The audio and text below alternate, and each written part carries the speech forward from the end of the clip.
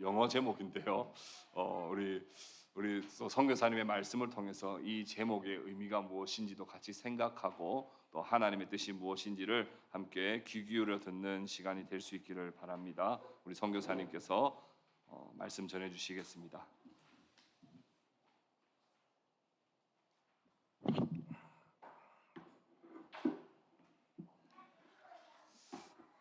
네, 안녕하세요. 반갑습니다. 처음 보는 얼굴도 있고요. 또 6년 전에 저희들이 파송한 이후로 바로 유럽으로 또 저희들을 방문하는 비전 트립에 참석하신 자매 형제들이 몇 분 얼굴을 보니까 반가우네요. 전혀 어쨌든 지금 이제 저희들이 KPM 선교사로서 이제 파송되고 독일에서 사역하다가 6년 첫 텀을 이제 마치고 좀 쉬러 나왔어요. 그래서 지금 저희 가족이랑 여기에서 안식 년을 못 누리고 있습니다. 안식 월을 이제 좀 이렇게 지내고 있는데요. 너무 더운 날씨에 와서 적응이 안 됩니다. 저는 또 독일에서 자랐고요. 좀 약간 한국말이 그 때문에 서툴 수도 있는데 그래도 영어로 설교하는 것보다 제가 말하고 싶은 것들이 너무 많아서 그냥 서툴러서 쉽게 한국말로 제가 설교를 하기를 원합니다. 어쨌든 이 그 기도도 하면서 어떤 메시지를 형제 자매들한테 이렇게 전달을 할까 기도하는 가운데서 무슨 생각이 들었냐면 독일 선교에 대해서 이렇게 살다가 여기 또 생활하다가 보면 항상 저희들한테 그 질문을 하세요.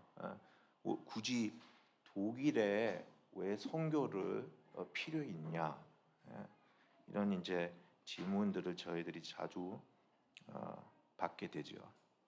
그래서 아주 좋은 질문입니다. 독일은 선진국 나라고 또 이제 사람들이 도움이 다른 가난한 나라들이 더 필요 있을까라는 그런 생각이 드는데 이 답을 해드리자면 선교가 일단 무엇인지를 따라서 답이 나옵니다. 선교가 사회를 돕는 그런 선교면 독일 같은 나라는 필요 없습니다. 왜냐하면 독일 안에서 워낙 사회에서 고생하고 좀 약간 가난한 사람들을 도와주는 그런 시스템이 잘 돼 있기 때문에 해외에서 어떤 선교 단체가 거기 가서 뭐 난민들을 도와주더니 뭐 이런 것들 하는 일들은 필요 없습니다. 하지만 선교가 하나님의 말씀대로 교회랑 같이 관련된 그런 선교라면 매우 필요 있다는 것이 알려드리고 싶습니다. 왜 그러냐면 독일 같은 나라는 지금 선진국 나라인데요. 교회 입장으로서 후신국 나라입니다. 제가 그거를 설명드리자면 독일에서는 지금 지난 10년 동안 메인스트림 프로테스탄티즘 교회에서 매년마다 100만 명씩 멤버들을 이루고 있습니다. 계속 줄여주고 있고요. 또 예배를 보면 이거가 예배가 아닌 것 같다는 그런 느낌을 가지고 예배를 드릴 수도 있습니다. 교회에 따라서. 그래서 이런 포스트 크리스천 나라에서 선교를 어떻게 하는지 그리고 저희들이 어떤 경험들을 했는지를 조금 나누고 싶습니다. 그래서 어디에서 나누냐면 호세아에서 선택을 했습니다. 왜 호세아냐면 호세아도 독일처럼 아주 앞서가는 나라였었는데요. 그 사회에서는 교회가 점점 줄어지고 탈퇴되는 그런 컨텍스트였었습니다. 그래서 호세아 2장에 지금 그 선지자가 그 컨텍스트에서 하나님의 메시지 그리고 선교가 어떤 것을 세 가지로 뽑아서 제가 나누기를 원합니다. 세 가지 종류가 있습니다. 앞으로도 제 생각에는 한국도 저희 대한민국 교회는 아직까지도 교회들이 강하고 그리고 아직까지도 신실한 그런 예배를 드리는 모습들이 보면서 제가 굉장히 위로됐습니다. 지난주에도 교회를 딱 참석하니까 와, 교인들이 교회 빌딩이 사람들 교인들이 모여서 가족들, 자녀들 이렇게 보는 모습들이 예배 드리는 모습들이 참 아름다웠습니다. 하지만 제 생각에는 앞으로도 한국 대한민국도 지금 점점 세속화되면서 또 그런 면에서 제가 오늘 말씀드리고 싶은 것은 또 도움이 되기를 기도를 합니다. 네, 첫 번째로는 제가 세 가지를 알려드리겠습니다. 첫 번째로는 포스트 크리스천 사회에서는 선교의 그 태스크 중에서 하나는 잔소리입니다. 잔소리를 많이 해야 돼요. 왜냐하면 이 교회가 자기가 잘못을 한 것을 모르고 하나님의 언약을 어겼고 그것을 그 엑서사이즈를 자주 해야 됩니다. 호세아 2장 5절에 보세요. 거기에는 주님이 불만이 있으세요. 무슨 불만이 있냐면 같이 거기에서 읽겠습니다. 그들의 어머니는 음행하였고 그들을 임신했던 자는 부끄러운 일을 행하였느니 이는 그가 이르기를 나는 나를 사랑하는 자들을 따르리니 그들이 내 떡과 내 물과 내 양털과 내 삶과 내 기름과 내 술들을 내게 준다 하였습니다. 예, 감사합니다. 탈제된 교회는요 내 중심입니다. 내 것 챙기는 교회. 내 중심. 모든 것이 내가 가지고 있는 것은 내가 열심히 일하면서 내가 벌었다. 내가 사용하겠다. 내 프로젝트, 나의 무슨 뭐한 일들 그런 중심, 나의 중심의 것이 언약의 하나님의 언약을 어겼다는 말이에요. 그래서 주님을 인정을 안 하는 것이죠. 한마디로 주님은 교회랑 관계는 항상 이 부부 관계로 가장 인간의 제일 타이트한 그런 관계를 선택을 하셔서 설명을 하셨습니다. 교회는 하나님하고 그리스도의 아내라는 그것을 하나님이 설명하셨고 하나님의 말씀에서 그 아내가 모든 것을 했는데도 어겼고 다른 남자들이랑 바람피고 이런 모습들을 했다는 것이 불만이 있습니다. 그래서 언약을 하나님 눈으로서 이거가 이 호세아 시대에서 얼만큼 악하게 된 상황이었다면 First Kings 그러니까 왕 First Kings chapter 21 verse 7 거기에서 나옵니다. 거기 어떤 일이 있었냐면 아합이라는 왕이 그 나보트에 있는 그 포도밭을 탐내를 하고 포도밭을 주님의 포도밭인데 그것을 원했어요. 장소도 좋고 물도 좋고 풍성하고. 근데 나보트는 이거는 여호와의 뜻이 아니고 이건 여호와의 포도밭이기 때문에 나는 이것을 안 주겠다 하고 답을 했습니다. 그래서 아합은 너무 우울해서 와이프가 이름이 제즈레엘이죠. 그 가서 내가 하겠다 걱정하지 말라 하고 교회를 하이제킹하는 스토리입니다. 결국에는 하나님의 포도밭을 어떻게 하이제크를 했냐면 하나님의 말씀하고 존경적인 그런 것들 교회 슬랭을 사용하면서 교회 법을 사용하면서 결국엔 나합을 죽이고 나합에 있는 그 포도밭을 하이제킹하는 그런 시츄에이션이 있었습니다. 성도 여러분들 한번 생각해 보세요. 이 나보트라는 시대에 교회가 굉장히 화려하고 풍성했는 그런 시간이었습니다. 하지만 교회가 커고 교회가 파워 있고 힘이 있고 교회가 돈이 있고 이런 사회에서 꼭 교회가 건강하지는 않습니다. 이렇게 한번 생각해 보세요. 남편으로서 아내를 사랑해서 직장을 생활하면서 열심히 돈을 모으고 그 아내를 위해서 모든 것을 바치고 시간과 또 자녀들을 키우려 하고 이제 수고하는 그 모습에 아내가 남편이 없는 동안에 바람피고 남편이 가져온 그 돈을 벌어온 돈을 자기 것 그리고 다른 남자들 위해서 사용하는 그 모습이 기가 막히죠. 바로 이런 상황이 발전되었습니다. 교회들 안에서 호세아 콘텍스트에서는 그런 것이 상황이었었습니다. 하지만 여기에서는 저희들이 항상 생각을 해야 되는 것은 한국 그 교회가 상황은 잘 모르겠지만 독일 같은 경우에는 종교 개혁이 15세기에 100년만 지나서 17세기인가 그때 벌써 탈퇴가 됩니다.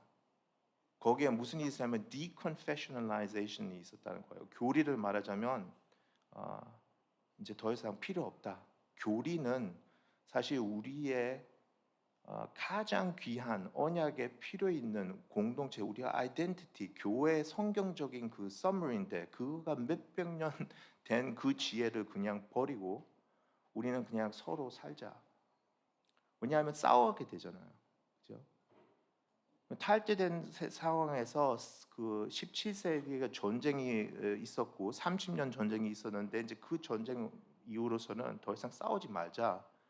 교회가 작아지니까 우리는 교리를 버리자 하고 그때부터 이제 사회에 바뀌어지면서 모더나이징 되고 시내가 도시가 대도시가 커지면서 교육 수준도 올라가면서 이제 이런 컨텍스트에서 문화적인 사회적인 영향들을 많이 교회로 들어온 거지요. 그래서 그때부터 이제 이 싱크리티즘이라는 아쉬운 것이 시작했습니다. 기독교가 아닌 영향, 다른 종교에서 방법들, 사회에서 있는 아이디올로지랑 이런 것들이 이제 교회 예배에 들어오면서 우리는 컨텍스추얼라이징을 해야 된다라는 그 말이 많이 사용되지요 요즘에. 여러분들 컨텍스추얼라이징은 어느 정도지요? 저희들 선을 항상 잘 끊어야 됩니다. 여기까지 이거가 들어오면 잔소리를 들어야 되는 정도로 이거는 아니다. 이거는 우리가 지켜야 된다. 이런 것들을 항상 있어야 되지요. 오늘 독일 교회처럼 되는 거가 않습니다. 200년 뒤에 지금 벌써 그 탈퇴가 시작하고 다른 남편이랑 바람피기 시작한 독일 교회 지금 500년 마주하면서 어떤 상황이냐면 저희 프랑크푸르트에 교회를 개척했는데요. 주변에 세 가지 큰 교회가 있습니다. 하나는 들어오면 막 촛불이 있고 요가 메디테이션 하는 불교 교회예요. 컨텍스추얼라이징 불교하고 요가 좋아하는 사람들 위해서 컨텍스추얼라이징 됐습니다. 예배 순서도 뭐 그리스도인 뭐 죄인 뭐 이런 거 없습니다. 그냥 그 교회가 그 요가 교회예요. 또 옆에 또 하나 교회는 LGBTQ 사회가 요즘에 LGBTQ가 많지요. 거기는 목회자들이 LGBTQ를 프랙티스하는 여자 목사님 두 분이에요. 같이 살아요. 그리고 LGBTQ 커뮤니티 위해서 신앙생활을 교회를 하이제킹한 거죠. 여러 가지 교회들이 이런 식으로 독일에서 아쉽지만 더 이상 참된 교회, 주님의 교회가 아니고 호세아 말대로 나의 민족이 아니다. 나의 교회가 아니다. 나의 아내가 아니라는 그런 아쉬운 안타까운 일들이 있습니다. 그래서 항상 저희들이 말씀드리고 싶은 것은 이 교회가 제가 오니까 너무 은혜된 것은 정통 예배를 지키고 그 안에서 주님의 말씀대로 예배를 하고 말씀대로 예배 순서를 하는 그것을 보면 제 아들이랑 저희들이랑 제 아내랑 가정이 여기 오면 여기에서 주일 안식을 누릴 수 있고 너무 행복한 그런 것입니다. 어디나 가서 주님의 자녀들, 선택된 자녀들은 항상 이런 예배로서 다시 주일날 나그네로서 와서 같이 형제자매들이랑 예배를 드리는 이 모습을 반드시 잔소리를 하고 하나님의 말씀으로 잔소리를 또 받아줄 수 있는 그런 일을 항상 하셔야 됩니다. 안 그러면 말씀에 떠나서 다른 데로 가게 되면 탈퇴가 되고 100년, 200년, 300년, 500년 되면 더 이상 교회가 참된 교회라고 말할 수 없다는 일이 발생될 것입니다. 두 번째로 그래도 이 잔소리만 들으면 안 좋지요. 잔소리만 들으면 사람이 약해지니까 또 주님이 위로를 하시는 일을 해야 됩니다. 선교지에서는 주일 예배마다 위로가 중요하죠. 그래서 저희들은 주님을 보시면 호세아에게 6절에 이런 말씀하시기 시작합니다. 너 바람 피는 아내, 너 자신 교회가 하는 일들을 내가 아는데 내가 할 것이라는 것을 들어봐. 내가 너를 버리지 않을 거야. 너가 바람을 피는 줄 아는데도 나는 끝까지 너랑 같이 있을 거라. 나의 언약을 지키는 주님이시다. 교회를 사랑하시고 끝까지 그 어느 정도 사랑하냐면 그 아내한테서 안 좋은 그런 영향들을 끊기 위해서 그 길을 막고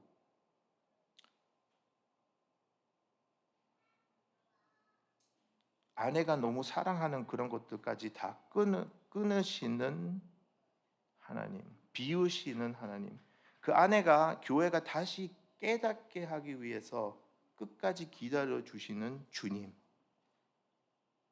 이런 주님이 계신다는 것을 교회가 항상 리마인드를 시키고 그 위로를 해줘야 됩니다. 주님의 미션은 호세아를 통해서 simply 이런 것입니다.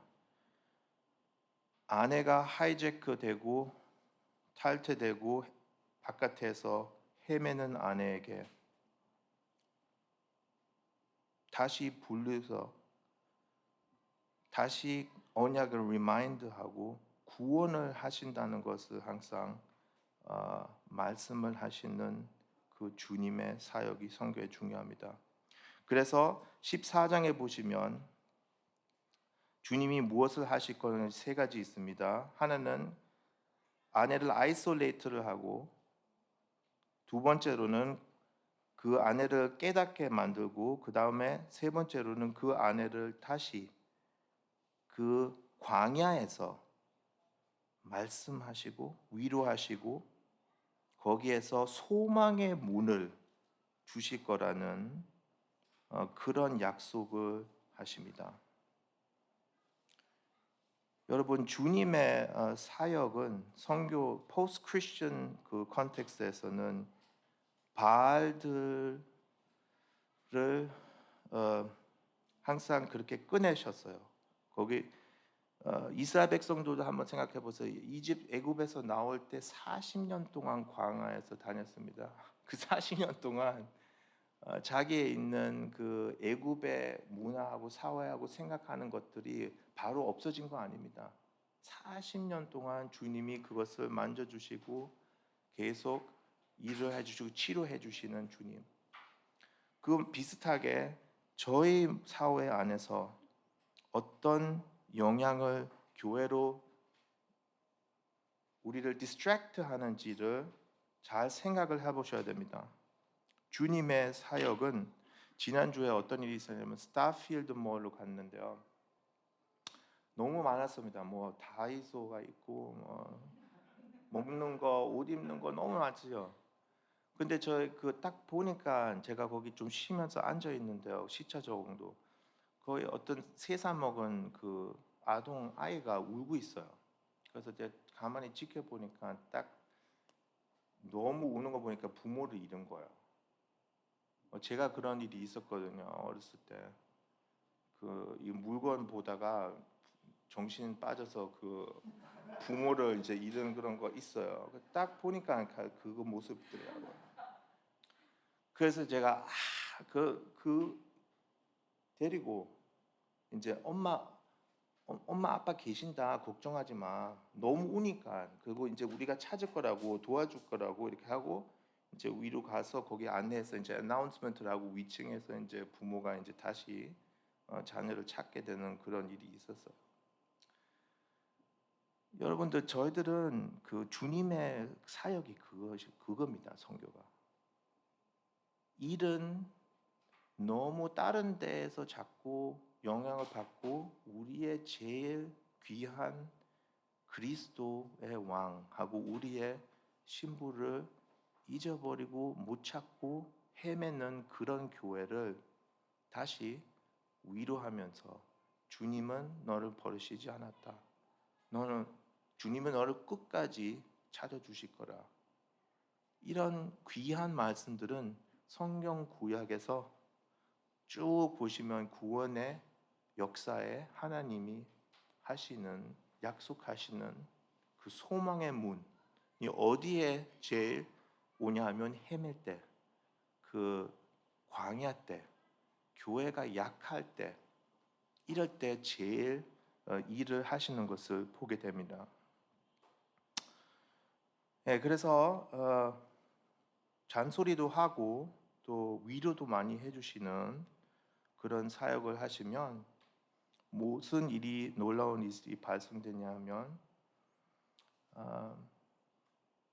이 emptying 프로세스 안에서 너무 두려워하실 필요 없어요. 우리 한국 교회가 이제 유럽 교회처럼 막 안 되고 막 이렇게 하실 필요 없어요. 왜냐하면 유럽 교회는 지금 복된 상황일 수도 있어요. 화려하지 않고 힘들 때 조금씩 하나님이 다시 교회들을 개척을 하시고 씨를 심으시는 그런 시간이 왔습니다.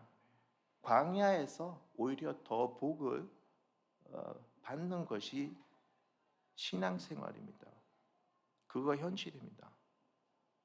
교회를 개척하시다가 보면요, 저는 6년 전에 교회를 개척했는데 사람들이 없어요. 제 가정이었어요.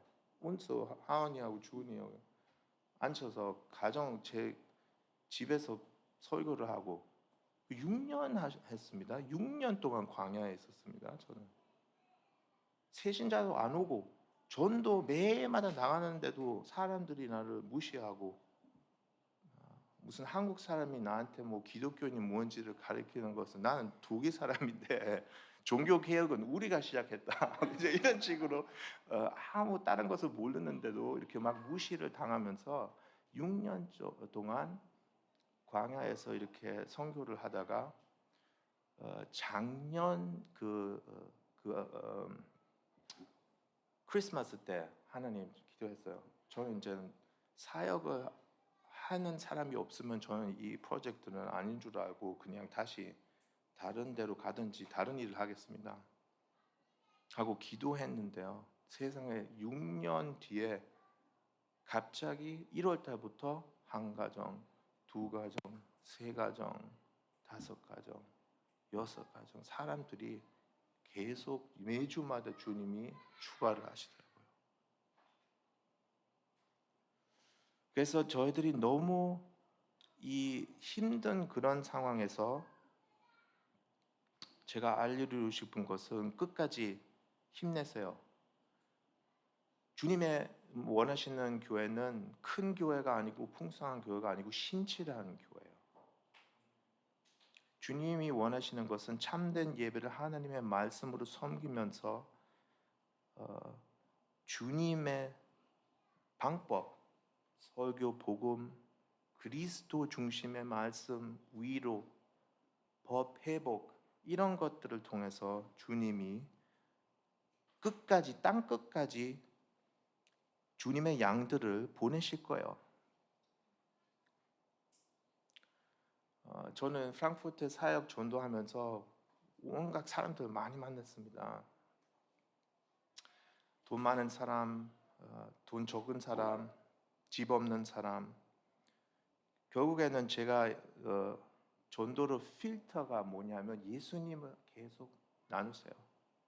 예수님 대해서 많이 아시고 많이 나누시면 두 가지 종류 사람들이 있습니다. 더 가까워지는 사람들이라 그 다음에 더 멀어지는 사람들이 있어요. 우리 기독교인으로서는 예수님하고 주님에 대해서 더 말을 하다가 보면 필요 없는 사람들을 다 정리를 해주시고 양들은 항상 오게 될 것입니다. 그래서 목사님도 끝까지 제가 말씀드리고 싶은 것은 이렇게 아름다운 교회 개척을 하시면서 선을 지키시고 그리스도를 계속 그의 잔소리와 그의 위로를 하시다가 보면 하나님께서 주님의 교회를 반드시 세우실 것을 믿습니다. 그래서 세 번째로는 항상 기대를 하십시오. 기대. 이거는 마지막 포인트입니다. 기대를 하는 교회가 되셔야 돼요. 21절, 23절에 같이 읽어 봅시다. 그때 주님이 미래 future tense로 coming day라는 그 day를 하루를 기대를 하십니다. 약속을 하십니다. 같이 읽겠습니다. 21절에서 23절.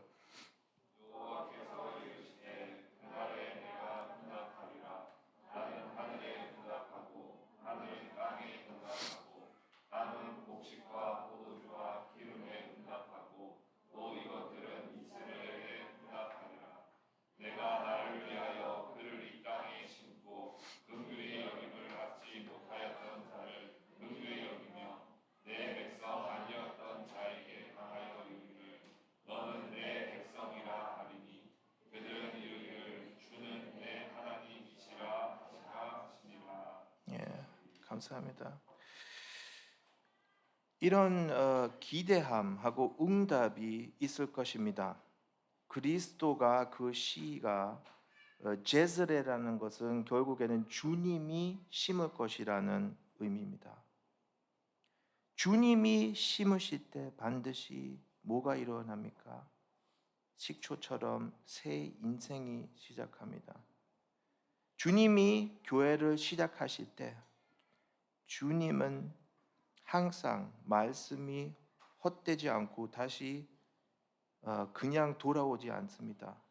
반드시 주님이 하시고 벌써 이 창조의 전에 준비하신 그런 일들이 하나씩 하나씩 이루어지고 우리의 삶의 새 삶을 기대를 하셔야 됩니다. 그래서 더 이상 no mercy가 mercy 되는 거고 not my people이 다시 my people이 되는 그런 놀라운 트랜스포메이션이 기대를 하시면서 사셔야 됩니다. 저희들은 제 자신도 못 바꾸는데요.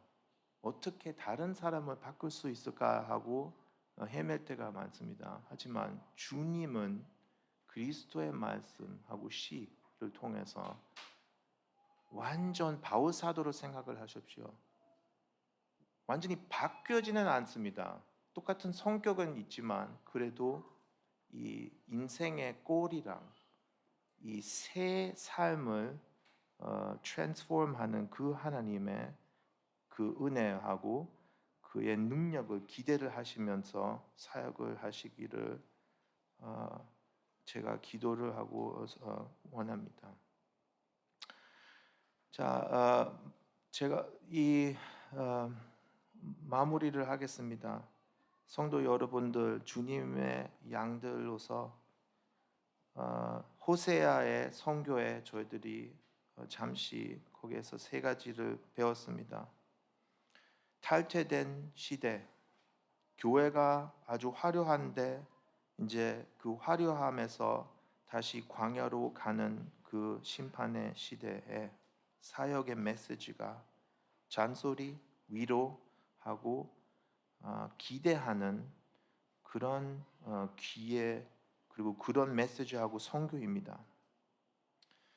여러 가지 말을 할 필요 없고요.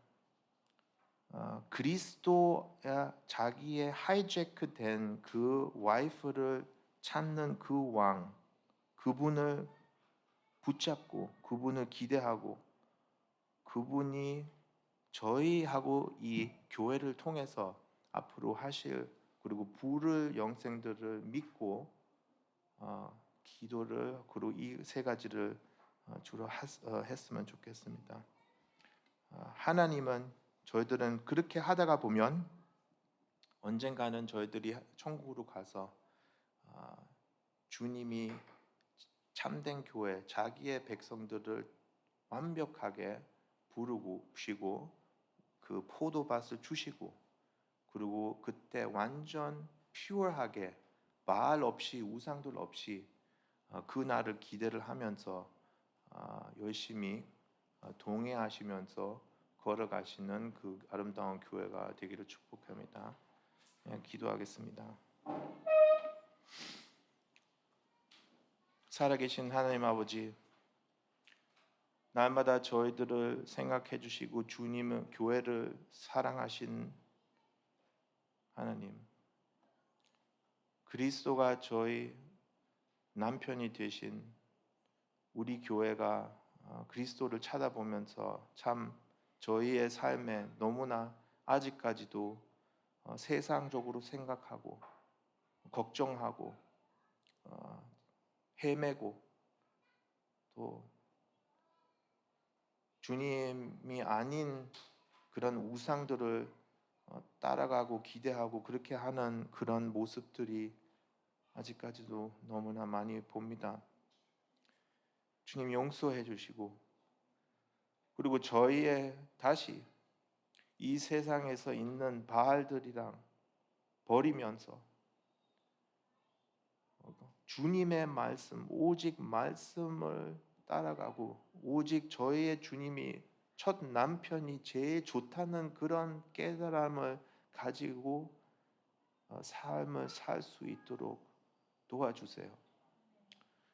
그래서 주님의 영광을 받으시고 저희가 마른 땅에서 이 지역에 주님의 씨앗을 심으시고 서로 위로하고 서로 또 잔소리를 주고받고 또 하나님 말씀 안에서 기대를 하면서 잘 자랄 수 있도록 하나님 축복해 주세요.